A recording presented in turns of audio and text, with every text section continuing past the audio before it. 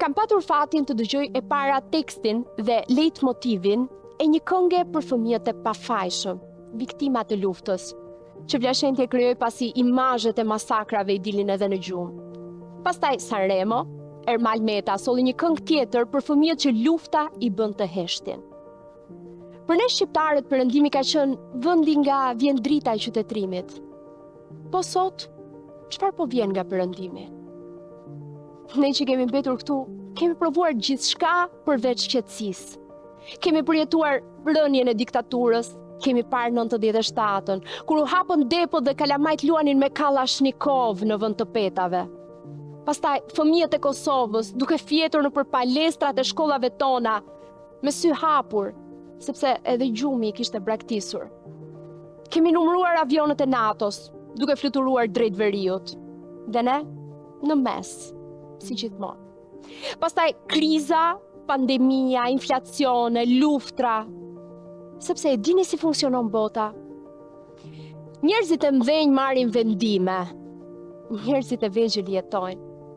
Ata ulen, bëjnë dhe prishin negociata. Ne blejmë thas me miell, ti kemi rezervë. Ata bëjnë strategji gjeopolitike. Ne vuajmë rritjet e çmimeve, shkaktuar nga luftrat. Tani ka nisur një konflikt i ri, duket si larg nesh, por i ndihet era edhe këtu. Dhe presim. Sepse mielli, qumshti, ilaçet vinë nga larg. Sepse gratë e fasonerive do të mbeten pa punë e pa bukë nëse kriza ka partnerët italian. Sepse kemi djalin tonë emigrant, aty ku mund të mbërri lufta. Jemi ushtarakisht të pambrojtur, ekonomikisht të varur, diplomatikisht të vegjël. Dim të bëjmë dy gjëra shumë mirë, të durojmë edhe të ikim. Kemi eksperiencë në të dyja.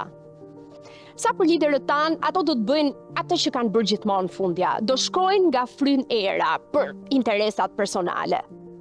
Lufta për ta është mundësi për të fituar kredite politike ndërkombëtare. Po ne të tjerët, a do jetojmë edhe ne si ata fëmijët e këngës? Me sy hapur, me gojë të mbyllur, duke pritur a do t'i mbjetojmë natës.